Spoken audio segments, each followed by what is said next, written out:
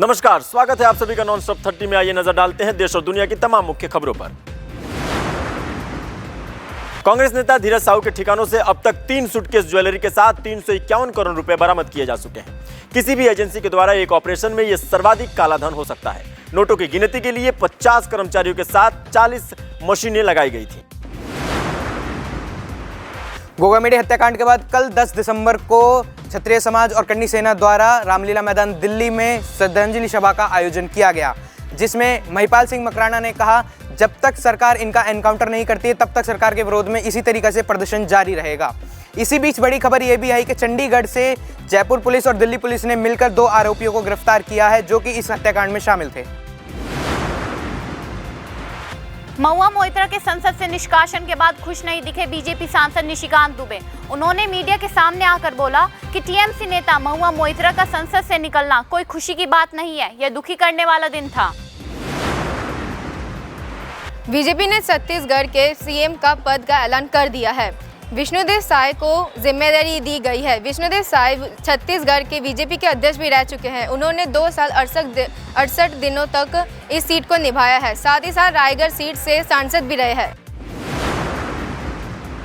INC सांसद धीरज साहू के ठिकानों पर इनकम टैक्स की रेड मार दी गई है। इसको लेकर बीजेपी के विधायक बाल मुकुंद आचार्य का कहना है कि कांग्रेस देश को लूटता आया है और अब इन सबका हिसाब होगा। तारीख तय हुई, इंतजार हुआ खत्म। जी हां, राम मंदिर निर्माण समिति के अध्यक्ष नृपेंद्र मिश्रा जी ने ऐलान किया है कि राम मंदिर के भूतल का काम लगभग इसी साल दिसंबर तक पूरा हो जाएगा और रामलला की प्राण प्रतिष्ठा की स्थापना 22 जनवरी 2024 में प्रधानमंत्री नरेंद्र मोदी की मौजूदगी में की जाएगी।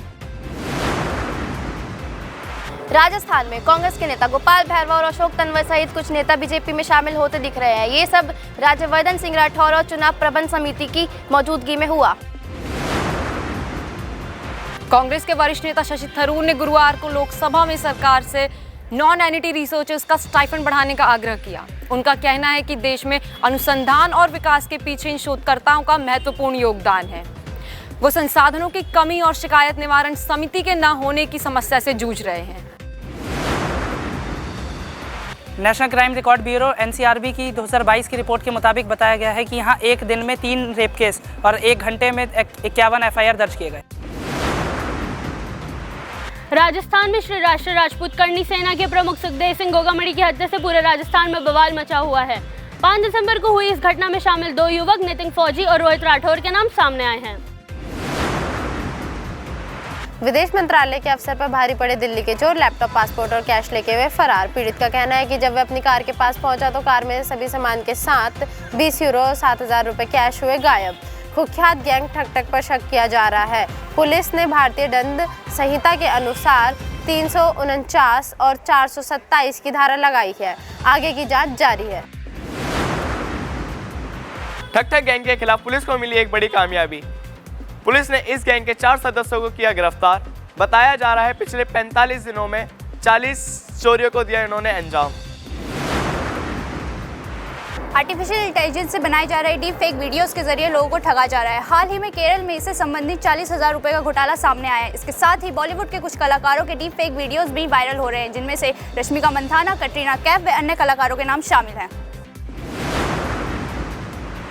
S&P ग्लोबल रेटिंग्स का कहना है कि भारत 2030 तक दुनिया की तीसरी सबसे बड़ी अर्थव्यवस्था बन जाएगा। अमेरिका में स्थित इस एजेंसी ने यह भी अनुमान लगाया है कि 2026 से 27 तक भारत 60% जीडीपी के साथ सबसे तेजी से बढ़ती प्रमुख अर्थव्यवस्था में से एक होगा।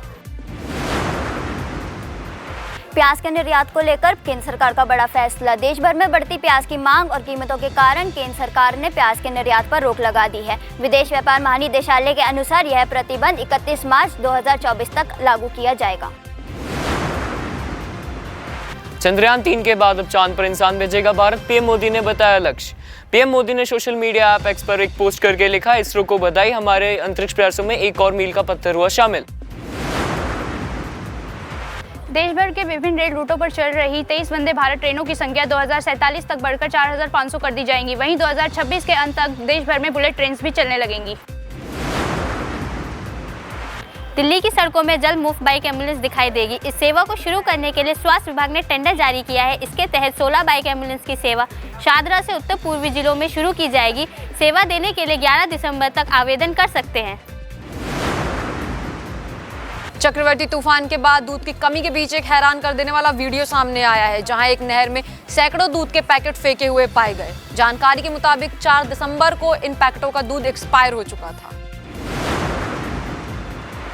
गौतम अडानी एक और कंपनी खरीदने जा रहे हैं। यह कंपनी लैंको अमरकंटक पावर है। अडानी ग्रुप की कंपनी अडानी पावर ने लैंको अमरकंटक पावर के लेंडर्स को 4100 करोड़ रुपए का रिवाइज्ड ऑफर दिया है।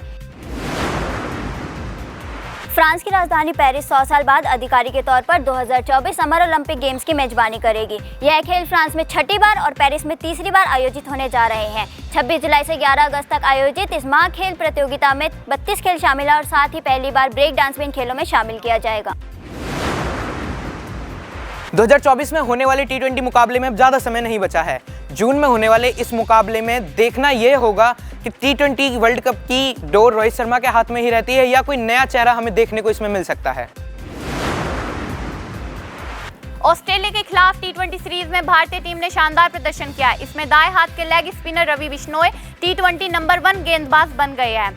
इसकी सूचना ICC ने अपने एक्स अकाउंट पर एक पोस्ट शेयर करते हुए दी।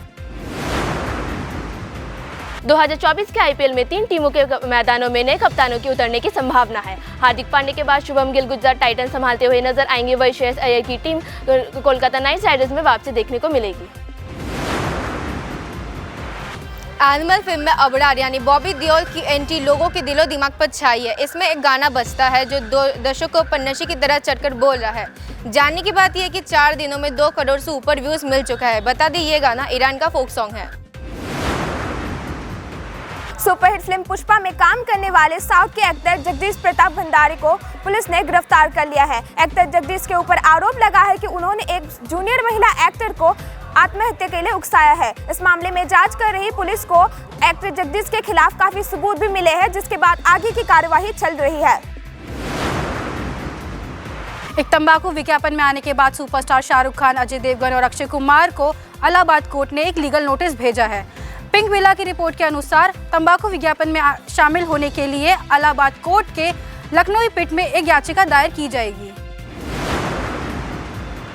बॉलीवुड सुपरस्टार शाहरुख खान की नई फिल्म डंकी, जो कि 21 दिसंबर को रिलीज होने वाली है, इस फिल्म से वो सफल फिल्मों की हैट्रिक लगाने का प्रयास कर रहे हैं।